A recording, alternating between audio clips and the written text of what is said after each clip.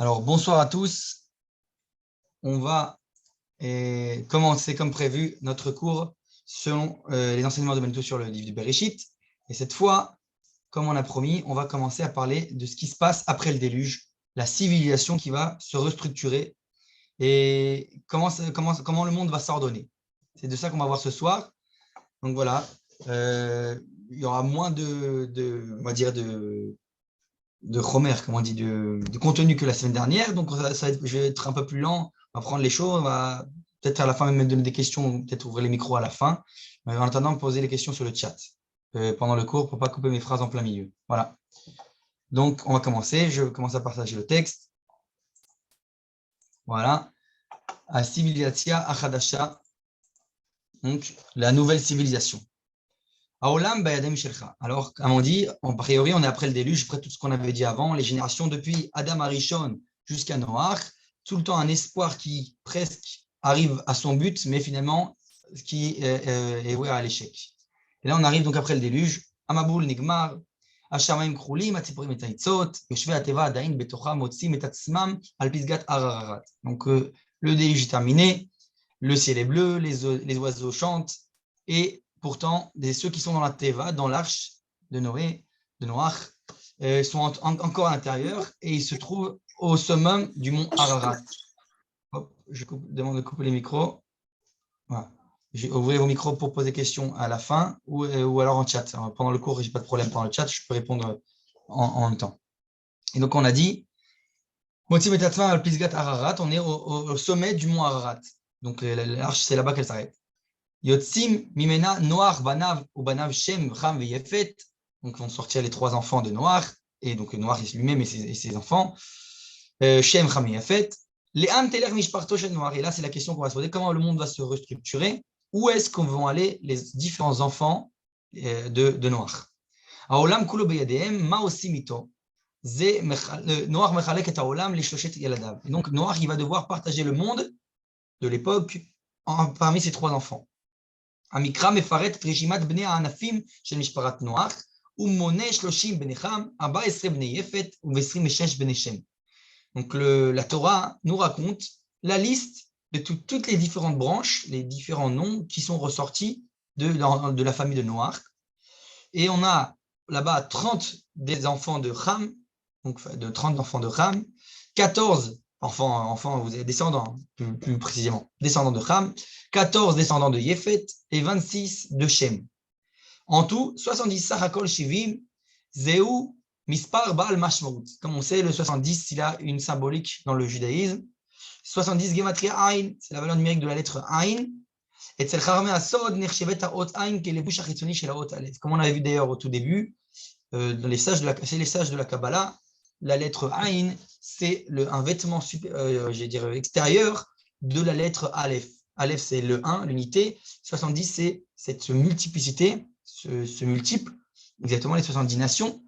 Et donc, on va voir tout ça, cette symbolique-là. On avait vu, vous vous rappelez, je pense qu'on va le rappeler ici, de toute façon, je vais le dire oralement dans tous les cas, avec Rabbi Meir qui disait sur les Koutnot or, les fameuses tuniques littéralement, on avait dit de peau, or avec Ain, et bien que c'était pas écrit dans la Torah de Rabbi Meir, c'était pas écrit Koutnot or avec un Ain, mais c'était écrit Koutnot or avec un Aleph, qui veut dire que c'était une tunique de lumière, que les tuniques qu'ils ont reçues après eux, Adam et Chava, c'était des tuniques de lumière. Ça veut dire encore une fois, ce Aleph, le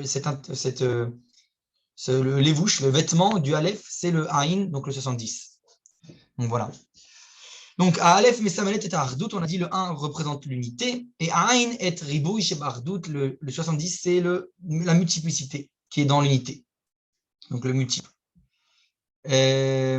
האנושות התחילה מאדם אחד והתרבתה ל-70 צאצאי נוח שהפכו בהמשך ל-70 אומות. Donc comme on a dit, exactement comme on a dit, l'unité qui est partie d'un 1 et qui va se multiplier maintenant en 70 nations, vont devenir les 70 nations. בשלב זה עוד אין אומות שונות, אלא אנושות אחת וכעת היא יוצאת לדרך. À cette étape-là encore, on n'a pas de plusieurs nations, on a une seule humanité et qui va commencer on va dire, sa vocation. Et à ce stade-là, en tout cas, ils ne sont pas encore 70 nations éparpillées. Ils sont une humanité ensemble. Et là, on va voir comment se partagent les choses. Maintenant, Shem, Ham, Veyefet. Miem, Shem, Ham, Veyefet. C'est qui? C'est donc ces trois enfants de Noach, Shem, Ham, Veyefet. même מה היהודים ותפקידם השונים שלהם, איך זה מתבטא בשמותיהם, אילו שושלות הם ממשיכים, מי ממשיך אותם במהלך ההיסטוריה והיכן. Donc on va essayer de rentrer dans les profondeurs de qui sont ces trois personnes, ces personnes-là. On va voir comment ça s'exprime à travers leur nom, leur vocation, quel est leur but. Et vous allez voir que c'est lié à ce qu'on avait dit avec les deux lignées qu'on a vues jusqu'à maintenant, qui étaient tentatives de Shet et de Caïn, une qui est responsable du monde matériel, a priori, l'autre qui est responsable de l'éducation, du spirituel. Et là, comment ça ressort, tout cela, à travers les trois enfants de Noach. על פי דברי נוח, לבניו יכולים אנו לדעת מה ייעודו של כל אחד מהם, ועל פי שמות בני שם, חם ויפת, יכולים אנו לדעת מהי נחלתם ומי הם ממשיכיהם במהלך ההיסטוריה. Donc on va essayer d'identifier, comme on dit tout le temps, la fameuse Torah des Toldot de Manitou, d'identifier quelles sont on va dire les variantes, les représentants de ces trois noms, les trois ans d'identité dans notre monde plus tard dans l'histoire. Alors, et on va, à travers l'étude de leur nom et du fait que de qu'est-ce que Noach leur dit, lorsqu'il leur parle, on va essayer de découvrir qui ils sont. Car Nochal Lifron, Haïm Yehudé Noach, Levanav, Itmamishu, ou Madavkid, Am Israël, Betor Tetsei Noach. Et donc, comme ça qu'on va essayer, à travers cette étude-là, de repérer donc quelles sont leurs vocations à chacun d'eux, et est-ce qu'ils se sont réalisés à travers l'histoire ou pas, et quel est le rôle du peuple d'Israël en tant que descendant de Noach, qui va se dévoiler plus tardivement. Donc on commence. On va voir avec Shem d'abord. Shem ou Shaliach Hashem, Ve'achayi ala ruchaniyut. Encore ça nous rappelle un peu les lignées de Hevel, de Shet. Shem, c'est l'envoyé d'Hashem, le responsable de la spiritualité, Amoussar ve'Akdusha, de la morale et de la sainteté, Kdusha. Baruch Hashem Elohei Shem, comme il est écrit dans le verset, Baruch Hashem Elohei Shem, béni soit Hashem, le Dieu de Shem. Mais Varech Oto Noach, c'est comme ça que Noach l'a béni. Donc on voit encore une fois, a priori, cette vocation qui avait Evel et plus tard Shet, la lignée de Shet. Shem Mamshir et Shet, exactement, donc il continue la lignée de Shet. Achayit al-Achva, celle qui était responsable donc de la fraternité. La reine Davka alav Nemal, c'est pour cela que précisément sur Shem qu'il est dit dans le verset, où les Shem Yulad Gamhu Avi Kol Ben Hever Achi Yefet Agadol. Regardez bien, on accentue le mot Achi. C'est donc, on rementionne cette notion de Achi, de frère, lorsqu'on rappelle Shem. Shem est Sugal, l'elamed et bene Adam, le kabel et acher, velirot bo ishiut, velo foncia biologite, o af mechona intellectualit meshuchlelet. Donc, c'est lui, Shem, qui a en lui ce potentiel d'apprendre aux êtres humains à accepter l'autre, à voir en lui une personnalité et pas une fonction biologique simple, ou même une machine intellectuelle développée. Comme on l'a vu, c'est ça le problème, tout le danger. Inyano shel Shem ba lidei bitui gam bishmo. Donc le sujet de Shem, il vient aussi à s'exprimer à travers son nom. Kamur leel, comme on l'a dit donc dans les cours précédents. Perush hamila Shem beivrit ou Yehud. On avait dit plusieurs fois que le nom Shem en hébreu, un nom, c'est aussi une vocation. Shem Adam evate et ma'uto ve'et Yehudo. Donc c'est à travers son nom qu'on va découvrir sa vocation. Mamshiro ha'ikari shel Shem ou Ever. Donc son principal, on va dire, celui qui va perpétuer cette vocation de Shem, parmi ses descendants, ça va être Ever. Ever, celui qu'on appelle Ever en hébreu. Et son principal représentant plus tard encore, qui va donner le plus de sens à toute cette vocation, ça va être le fameux Avraham ha-Ivri. Avraham l'hébreu, littéralement. Donc Ivri, ça nous rappelle Hever. Donc ça fait partie de la famille des Hébreux. Bemcher Am Israël, et donc par la suite, ça se dévoilera à travers le peuple d'Israël. Donc le peuple d'Israël est celui qui est censé continuer cette vocation des Hébreux. Netzigim nosafim shelo be'et ha'atika em Ashur ve'Aram. Il dit, on a d'autres représentants à l'époque, donc biblique, de cette vocation de Shem, qui sont encore des Sémites, des Shemim, c'est Ashur et Aram.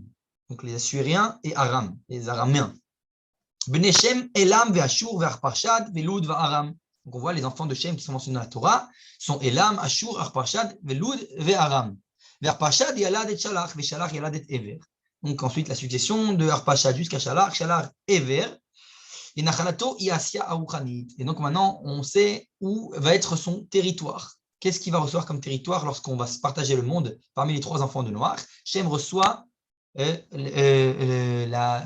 dit l'Asie spirituelle. Ça veut dire Eretz Israël, alors, on passe à la suivante, hop, Eretz Aruchaniut.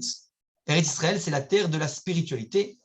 L'Obekdi et Mechuna Be'olam Eretz HaKodesh. C'est pas pour rien que dans le monde, on l'appelle Eretz HaKodesh, la terre. Alors, on se traduit par erreur, et Manitou tout le temps accentuer ce point-là, par la terre sainte. Mais en fait, Eretz HaKodesh, ça ne veut pas dire la terre sainte, ça veut dire la terre du saint. HaKodesh. Si on aurait dû dire la terre sainte, on aurait dû dire Eretz Akdosha. Okay. Et là, c'est Eretz HaKodesh, c'est la terre du saint, donc de HaKadosh Baruch Hu.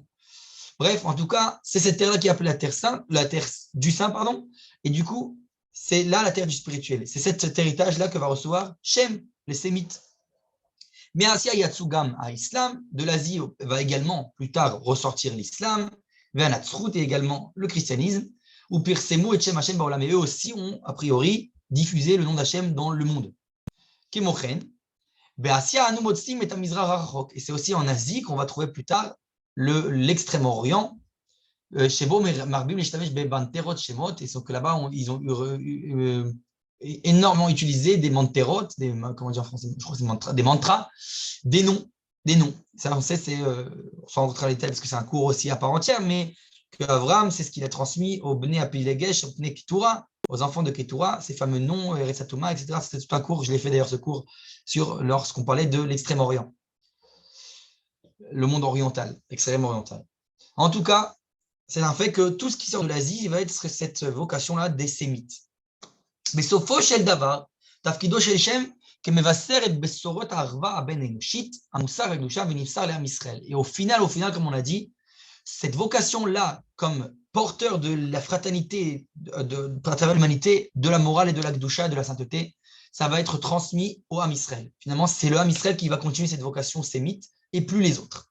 מעניין שבאופן אינטואיטיבי, אחד הכינויים של בני ישראל עד היום הוא שמים. Et c'est pas pour rien, et c'est intéressant de constater que, de manière intuitive, un des surnoms du peuple d'Israël jusqu'à aujourd'hui, parmi le monde, c'est les Sémites.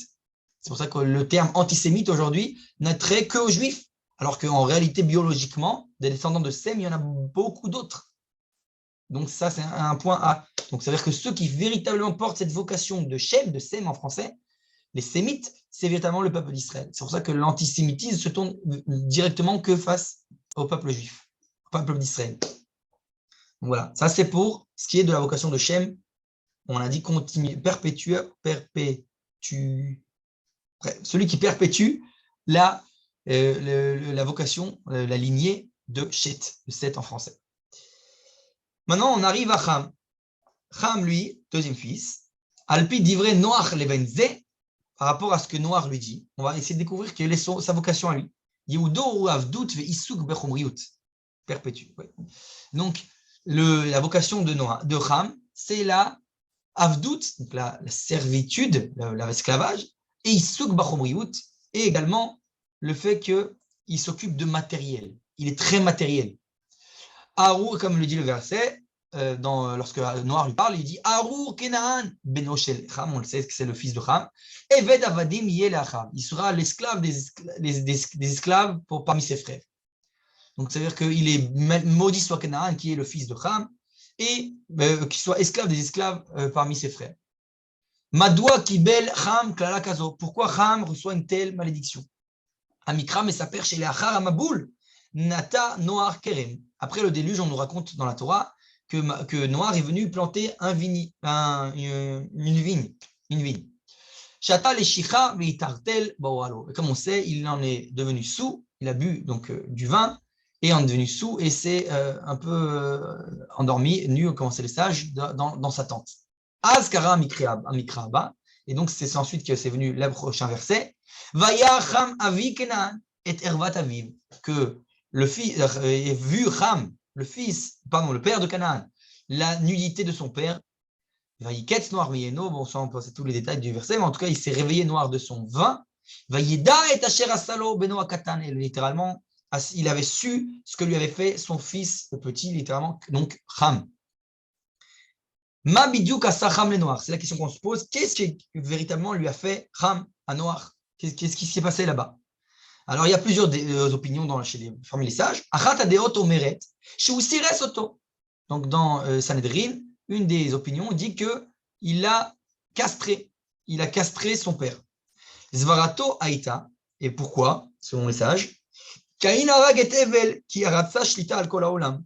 Parce qu'il s'est dit, Caïn, lui, il a tué son frère Evel, parce qu'il voulait, on a dit, gérer le monde entier. Il voulait être le doyen de ce monde.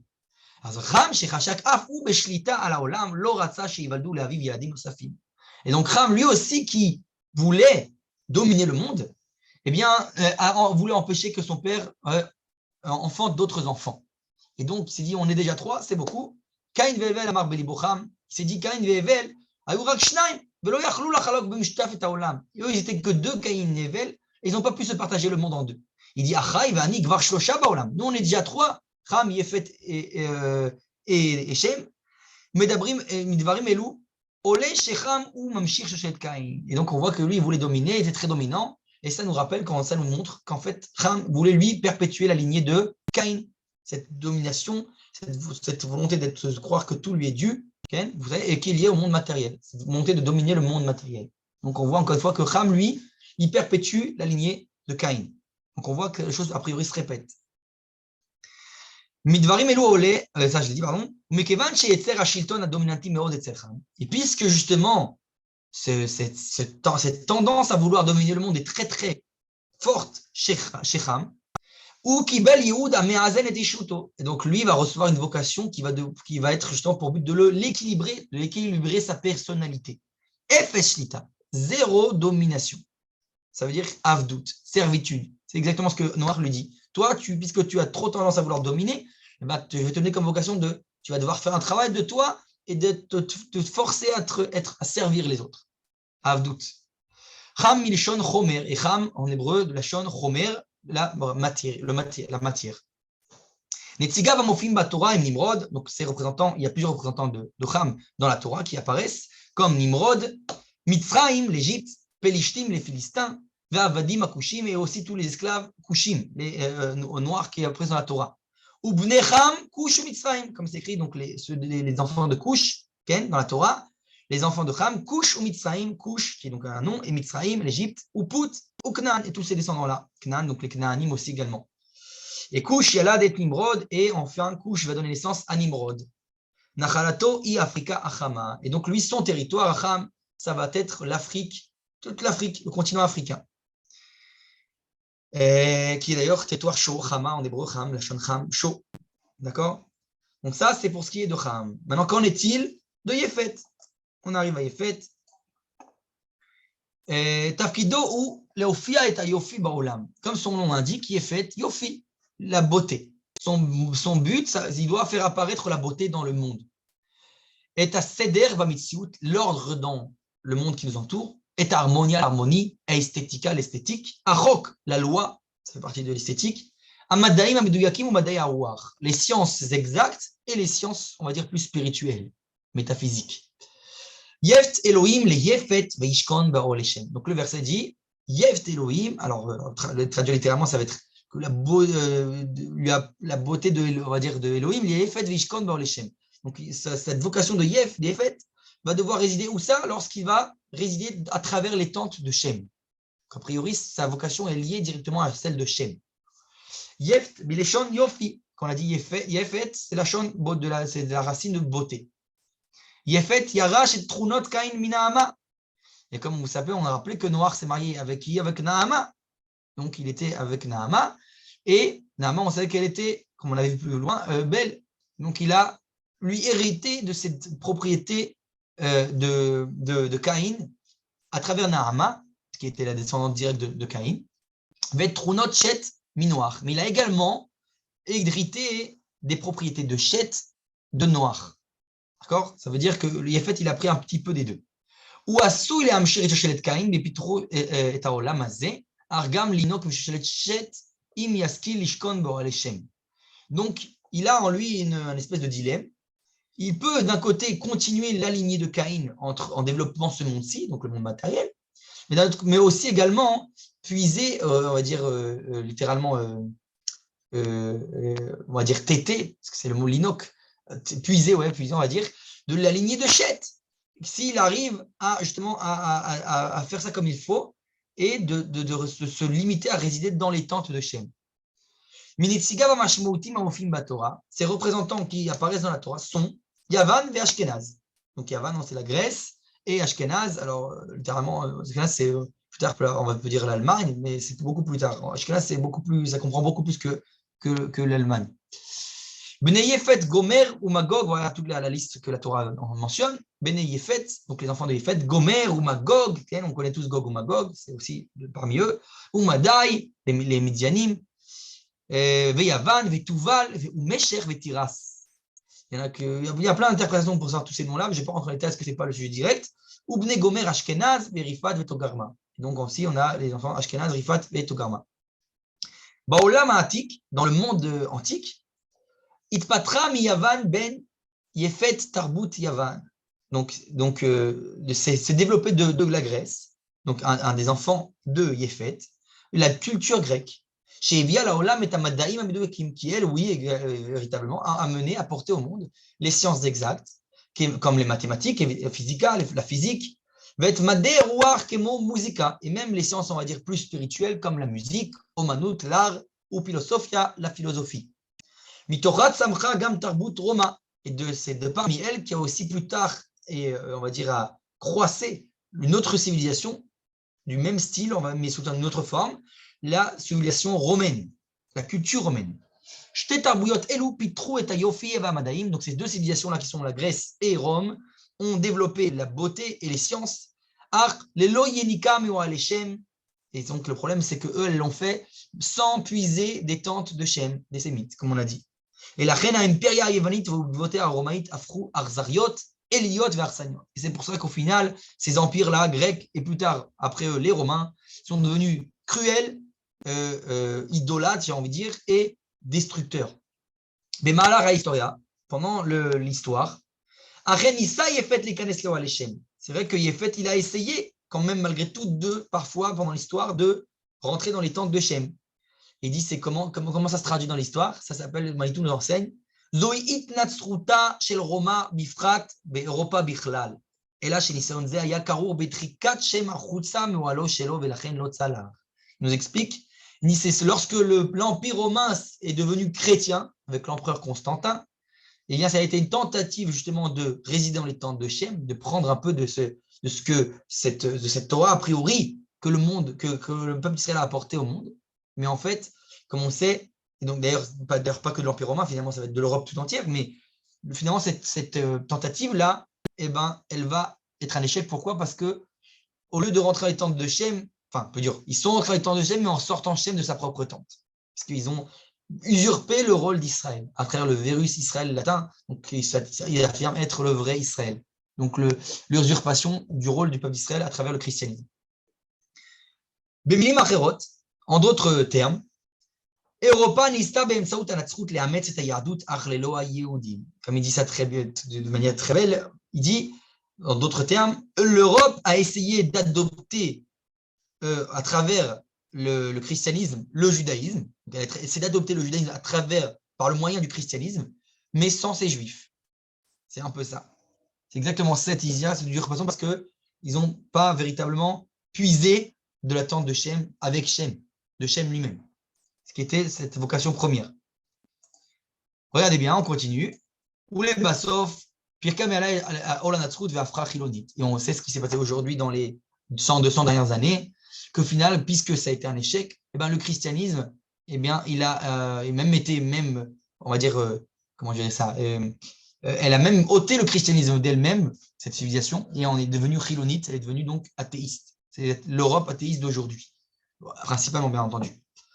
Zoutalich à ce chez l'Europa, donc c'est ce qui s'est passé exactement dans l'Europe moderne, qui passait de majoritairement chrétien pendant des milliers d'années, on peut dire, et qui aujourd'hui est devenu essentiellement athéiste. D'accord? Alors ça, j'en regrette également, mais c'est ce qu'on voit également énormément lorsque on passe de Esav à Amalek. On verra plus tard que justement, ça se récupère parmi la famille d'Abraham lui-même. Bon, ça, c'est quand on arrivera à Esav, Abraham, etc., on y arrivera. Je ne vais pas sauter les étapes. En tout cas, un autre enfant de Yéfet, qui va aussi monter sur l'estrade, on va dire, de l'histoire, Ben Nossa chez les fêtes, sur l'Albumat Historia ou Ashkenaz, comme on a dit, c'est Ashkenaz, qui s'appelle Ashkenaz. Mimeno Yatsa Ben Achar Germania. Voilà, comme je l'ai dit tout à l'heure, de Ashkenaz va sortir, entre autres, l'Allemagne. Chez Mefianet Domim, les Kadmotea, Tarbouyot, Ayevaniot, Arumayot, Nichlato chez les fêtes, Europa, Ayafa. Donc, elle aussi, l'Allemagne, on sait, travers les nazis, va représenter cette culture, etc., cette montée de, comment dire, ça ressemble exactement à tout ce qu'on a dit jusqu'à maintenant, après, pour les grandes civilisations romaines et grecques.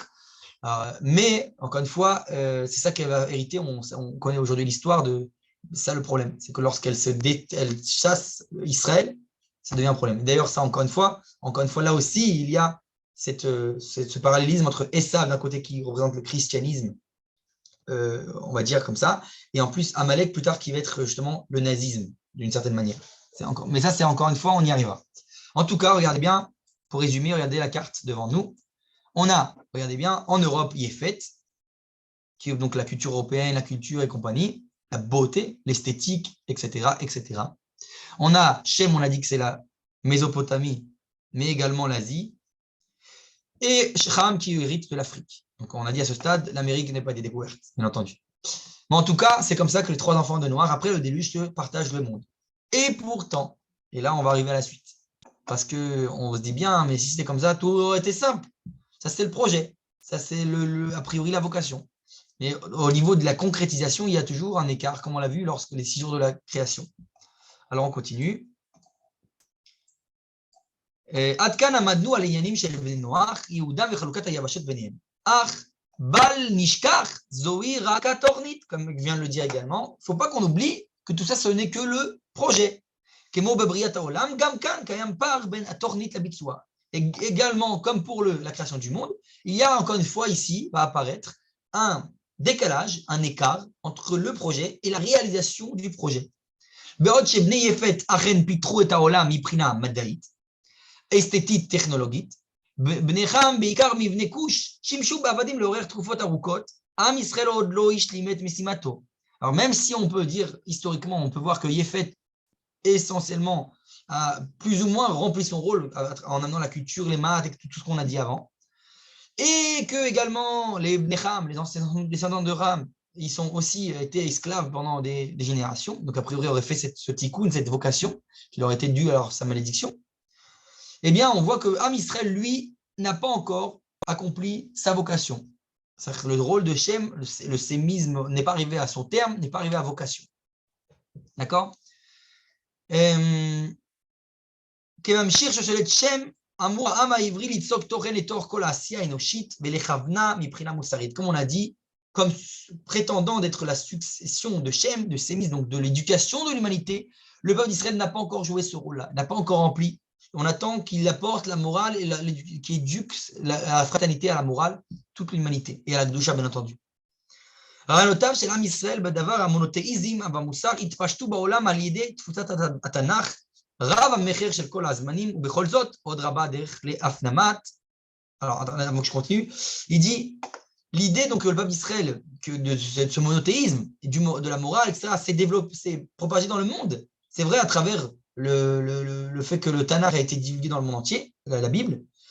Il dit un livre les plus vendus et les plus dans le monde. Comme disait Pagani, j'aurais une phrase qui dit peut-être le plus vendu mais mal lu du monde. En tout cas, ou Bechol Zot, Od Rabba Derech le Afnamat, mais encore, le chemin est encore long pour intérioriser toutes ces idées qui ont été divulguées à travers la Torah, le Tanakh. Itachen Shechalukat, Tafkidam Zo Masbira et Ailmut Shel Rov Haumot Me'al Bamat Historia, En Alu Ala Bama. Et il semblerait, a priori, que ça pourrait tout cela expliquer le fait que dans l'histoire, beaucoup de grandes civilisations ont justement disparu de la scène de l'histoire. Et elles sont montées, elles ont fait leur rôle, elles ont apporté ce qu'elles avaient apporté à l'humanité, mais finalement ont rempli leur rôle, mais ont disparu. C'est ça qu'il faut constater. Alors, il y a même des philosophes, hein, je ne me rappelle plus de son nom, mais il y en avait un qui disait que chaque civilisation, il avait expliqué une loi qui explique le fait que chaque civilisation apparaît, apporte son don, on va dire, à l'humanité. Et finalement, une fois qu'elle a donné son apport, apporté son apport à l'humanité, elle va disparaître de l'humanité. Mais le seul problème, c'est que dans cette règle que ce philosophe, dont j'ai oublié le nom, a voulu baser, eh bien, il y avait une exception à la règle, c'était le peuple d'Israël qui n'a pas disparu. Et qui, selon lui, selon ce philosophe, l'apport que le peuple d'Israël a apporté à l'humanité, c'était le christianisme. Donc, selon lui, ils ont fait leur apport et ils n'ont pas disparu. Alors, pour expliquer ça, il a dit, alors, ce sont des fossiles. Le peuple d'Israël, c'est des fossiles. Ce n'est pas vraiment un peuple vivant. Ça, il pouvait le dire tant qu'on était encore en exil. Mais lorsque le sionisme est né, ça a remis en question toute sa théorie. Du coup, il a dû reprendre et rejuger de tout ça. Et donc, je ne vais pas rentrer dans toute l'histoire, mais en tout cas, cette pensée existe. Et là, du coup, on dit que toutes les civilisations sont arrivées, ont apporté et ont disparu. Et pourquoi? Et Am Israël, lui, n'a toujours pas, finalement, selon le judaïsme, joué son rôle. Maintenant, on arrive à Eretz Kenaan ou Eretz Haïvrim. C'est justement comme j'ai dit, comment on va voir cet écart entre le projet et la réalité? Où ça s'exprime? Comment voit-on dans la Torah l'écart? Eh bien, la Eretz Kenaan qui est appelée Eretz Kenaan ou Eretz Haïvrim. Donc, est-ce que c'est Eretz Kenaan, la terre de Kenaan, ou Eretz Haïvrim, la terre des Hébreux? C'est la question. האם גם בתוכנית חלוקת היבשות שבין בני שם, חם ויפת, נוצר פער בין הרצוי לבין מה שקרה בפועל? נראה שיפת ובניו נחלו את אירופה וחם ובניו נחלו את אפריקה. אך, מה עם בני שם? מדוע הקצה הדרום המערבי של אסיה, ארץ ישראל, נקרא ארץ כנען? Donc on se dit, bizarre. A priori, il semblerait que Yefet, oui, est véritablement hérité de l'Europe et que Ham est véritablement hérité de l'Afrique.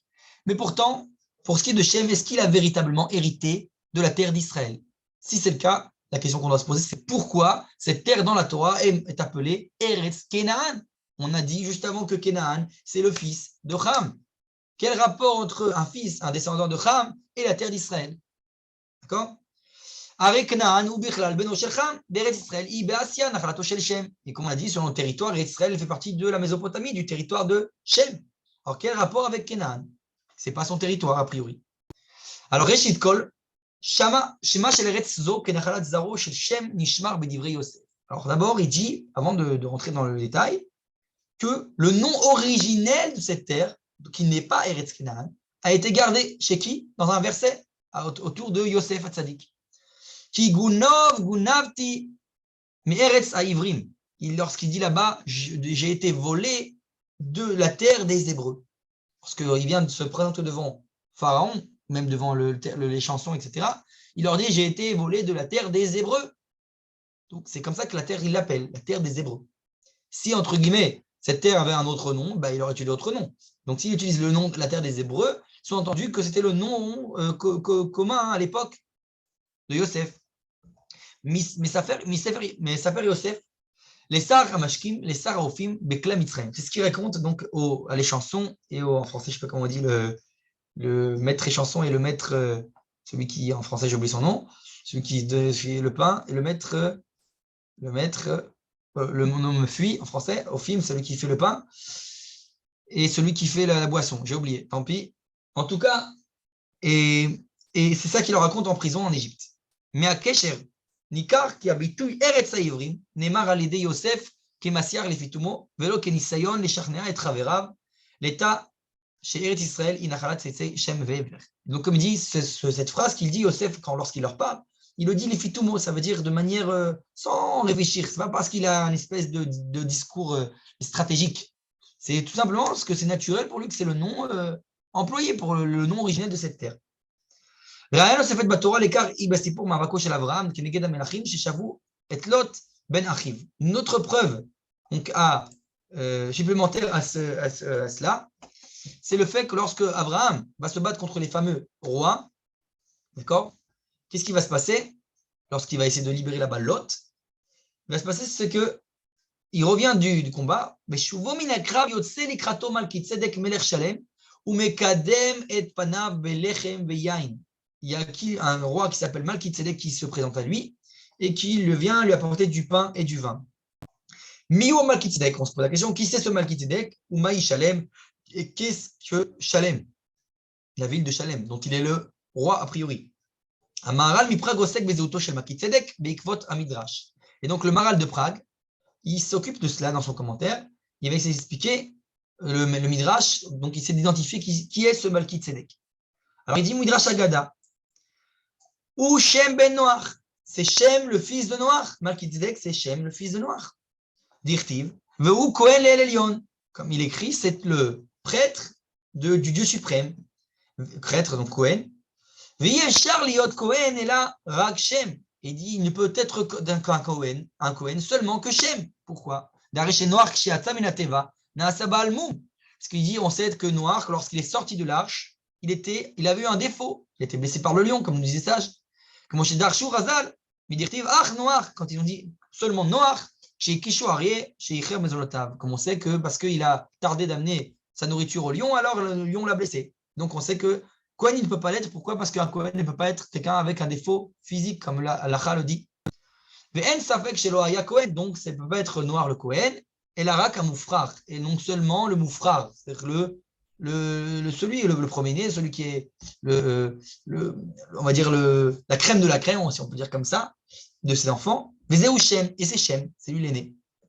Donc chez Aré Magdim Oto Arkatuv Trila, puisque le verset le mentionne en premier. Shem Cham Veyefet, donc Shem est toujours en premier, avant ses frères, donc c'est lui qui est censé être le Kohen.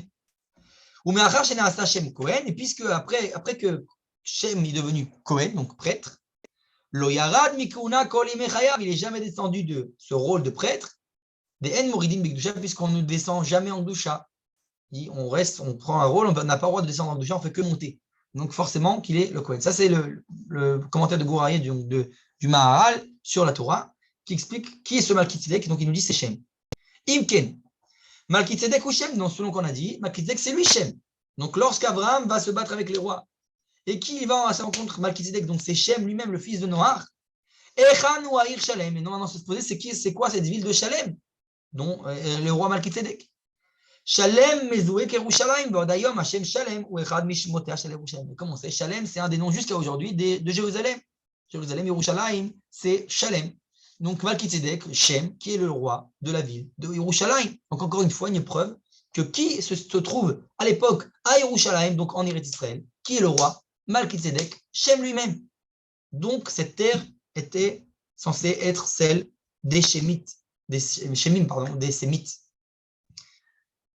Gam imotzer archéologie, on a trouvé même à cela des preuves qui appuient notre dire, des preuves archéologiques. Mais Asher et Aouvda, Sheretz Zo Aïta Erzam Shel Bnei Hever. On a trouvé donc des preuves que c'était la terre des descendants de Hever, qui on a dit, descendants de Shem lui-même, les Sémites, donc les Hébreux. נמצאו בחפירות כתבים מתקופת אברהם, שבהם מסופר על שבט שמי שחי באזור ארץ ישראל ונקרא שבט אברו. Et donc, on a trouvé des preuves archéologiques où on nous raconte là-bas une tribu sémite qui habitait à l'époque là-bas, vers l'Eretz Israël, dans la terre d'Israël, et qui appelait la tribu Avéro, de les racines hébreux et Héver, donc les Hébreux. On voit une fois une trace de la terre des Hébreux, comme on l'avait dit Yosef, comme on l'avait vu avec Abraham, etc. Donc on voit ici qu'à l'origine, cette terre, elle est qui? Elle appartient au territoire des Sémites de Shem. Alors on revient sur notre question originelle. Si c'est ainsi, comment ça se fait qu'elle s'appelle Eretz Kenan? Qu'est-ce qui s'est passé entre-temps? Imachen Eretz Zo I Eretz Haïvrim. Comment se fait-il que quelques générations plus tard, elle devient Eretz Kenan, la terre de Kenan? Umadoua Mishparto Shel Avraham Ena Nimset Ba Ela Beur Kasdim Shebe Bavel. Et donc la deuxième question supplémentaire, si c'est ça, comment ça se fait que la famille d'Abraham lui-même, qui est donc descendant de Shem, eh ben, elle se trouve à Ur Kasdim, là-bas, très loin, en Bavel, en Babylonie. Donc Rashi vient nous expliquer, nous mettre un peu de lumière à tout cela, lorsqu'il explique dans son commentaire au verset, et le Knaani était alors dans la terre, dans la terre d'Israël. Il dit Rashi, Aya, on parle de Canaan, Oler bekovesh et haaretz mizaro shel Shem. Et voilà. Il dit, Canaan, il faisait la conquête de la terre, il conquiert la terre des mains des Sémites, des descendants de Shem. Donc il est en pleine conquête. Donc on voit bien qu'il ne s'est pas réduit à sa vocation, on avait dit esclave, etc. en Afrique, compagnie. Il a quand même son penchant de domination qui revient, qui a voulu conquérir un territoire qui ne lui était pas dû. Donc d'où la conquête d'Israël à travers les Cananéens. Mais amour les ou midrashim nosafim olé qui bnei Cham lo istabku benachalatam bechamdu et nachalat Shem. Et comme on voit, donc les descendants de Cham ne se sont pas suffis de leur territoire, ont essayé de convoiter la partie de Shem. La reine Igia Canaan les Eretz Haïvrim, c'est pour ça que Canaan arrive dans la terre des Hébreux. Shnitna les Shem belivno Ever, qui a été donné initialement à Shem et à Ever. Et aussi est à Ivrim et Artsam, et il a sorti les Hébreux de leur terre en galoute, en exil. Echan la Torah medeberet al ze, où c'est que la Torah nous mentionne tout cela? Kedei legalot zot yesh laakov achar masaam shel noar v'tzeitzav. Et donc pour ce faire, on est obligé d'aller suivre les versets qui nous décrit on va dire les épopées de Noir et de ses descendants. Regardez bien, mi Ararat les Shinar. Donc on a dit que le déluge s'est terminé au mont Ararat, jusqu'à Shinar. Vaï benosam mikedem, vaïmseu bika be'eret Shinar vaïshvu sham. Et ce fut lorsque ils ont voyagé donc on va dire Kedem, littéralement je ne me trompe pas, Kedem, c'est l'Orient. Vaïmseu bika be'eret Shinar. Et ils ont trouvé là-bas une grande plaine dans la terre de Shinar. Vaïshvu sham, ils se sont installés là-bas. Noar bereto min ha'ar yityashev be'artzot ha'em ou vetoldotav kasher rabu nasu misham el abikazo. Donc en gros, donc Noar et ses descendants, etc., vont s'installer dans cette grande vallée de Shinar, selon le Ramban. Noar vedoro yardu me'ararat le Kedem, comme on a dit, sont descendus du mont Ararat jusqu'à Kedem, cette terre de Eretz Kedem. Matsu beka bekshinar veityashvu sham. Donc ils ont trouvé cette bika, et nous explique le Rambam. Ramban Masbir chez Kacher Itrabu Nasu El Bikazo, les Shinar. Donc ils ont devenu tellement nombreux qu'ils ont voulu avoir de la place. Donc ils sont allés dans cette grande plaine de Shinar. Mishparot Shem Yefet Vecham Monot Gvar Veitzia Minateva Shivim Nafesh. Donc on a dit, après ce stade-là, ils étaient déjà 70 Nefashot, 70 personnes.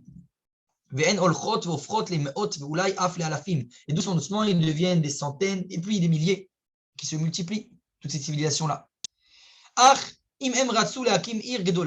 Mais s'ils ont voulu dresser une grande ville, il faut se poser cette question, on ne fait pas toujours attention à cette détail-là. Mais pourquoi ils vont dans une plaine, dans une plaine de Shinar? Pourquoi? Parce que cette plaine, elle est entourée de montagnes. Donc tu ne peux pas construire une grande ville dans une vallée qui est entourée de montagnes. Okay? C'est ça pourquoi ils vont dans la vallée de Shinar. Quand on a dit pour construire une ville, on a besoin de territoire, d'espace. Et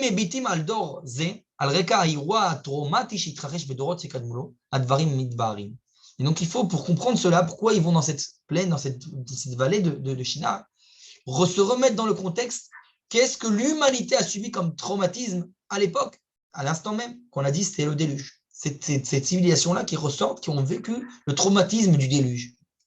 Et donc tout va s'expliquer à travers cela. Donc on a dit les générations qui sont après le déluge sont dans une espèce de situation post-traumatique de la sortie du déluge.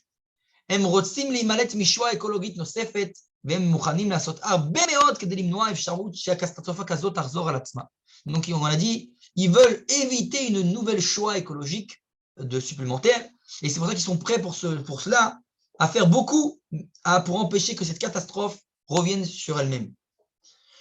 Et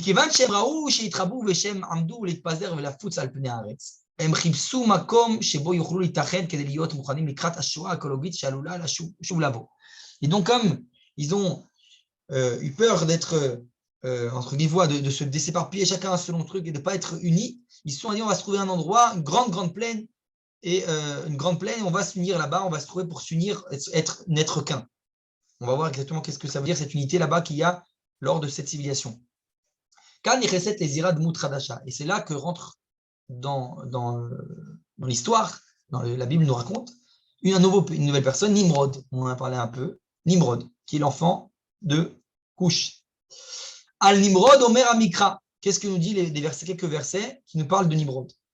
Ils nous disent, qu'est-ce que nous dit la Torah? Shaya Gibor Baaritz. C'était un Gibor Baaritz, littéralement un grand guerrier. Nimrod mishtalet al-sharvit apikoud ve'koré la enoshut leitared.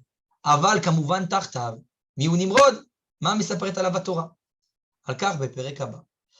Et donc là, la réponse à toutes ces questions, on va le savoir que la semaine prochaine, Bezrat Hashem, puisque on va savoir. La question se pose, c'est Nimrod, il a encore une fois, il est cette force, il va réussir à unifier toute l'humanité, mais à une petite différence, sous sa domination. Encore une fois, on voit ce penchant dominateur des descendants de cette lignée de Caïn qui se redévoile à travers les Cham et à travers Nimrod.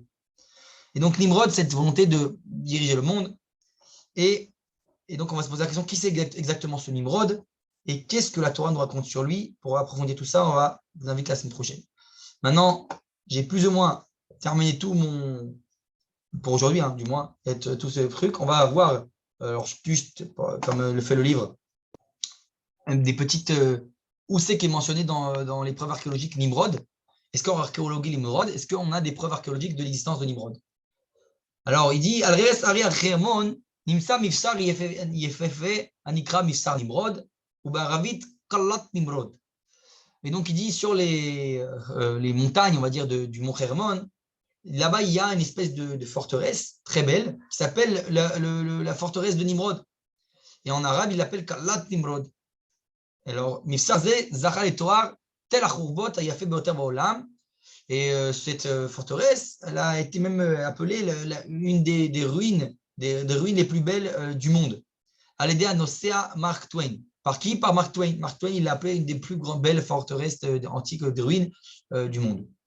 Agada Adrouzit, mais ça paraît chez Bibsarze, Nivna à l'idée Nimrod, les Shamesh Lo Ke Armon.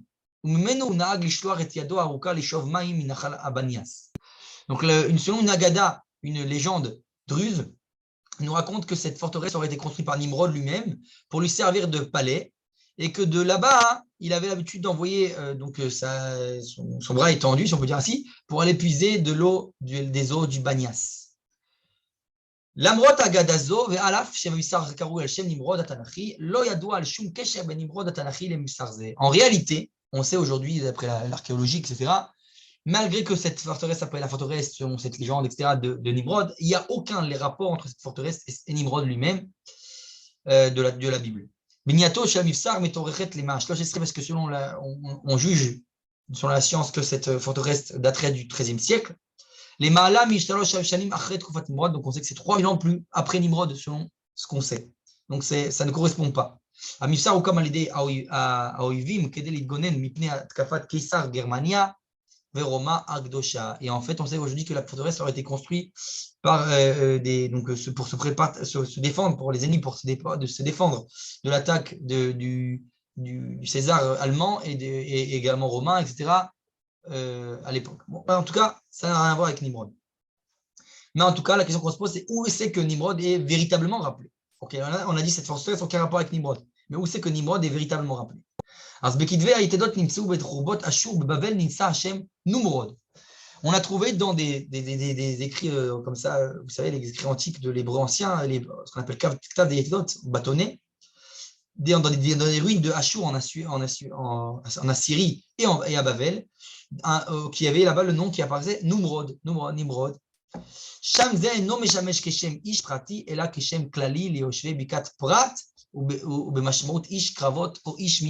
ce nom, en fait, réellement, on sait aujourd'hui que ce n'est pas un nom pratique, c'est-à-dire pas un nom propre, mais c'est un nom d'un rôle. De la même manière qu'on appelle le pharaon Paro dans la Torah, et ce n'est pas son nom individuel, de la même manière qu'on appelle les César, c'est un nom de rôle, et également dans la Torah avec les Avimelech, etc. etc. Et bien, de la même manière qu'a priori de son relation, on dirait que Nimrod, c'est un nom qui veut dire, donc là-bas, celui qui un homme de bataille, un homme de guerre, et quelqu'un qui fait des combats. Donc ça, c'est le rappel qu'on aurait de Nimrod dans les fouilles archéologiques, ça, en Babel et en Assyrie. Voilà.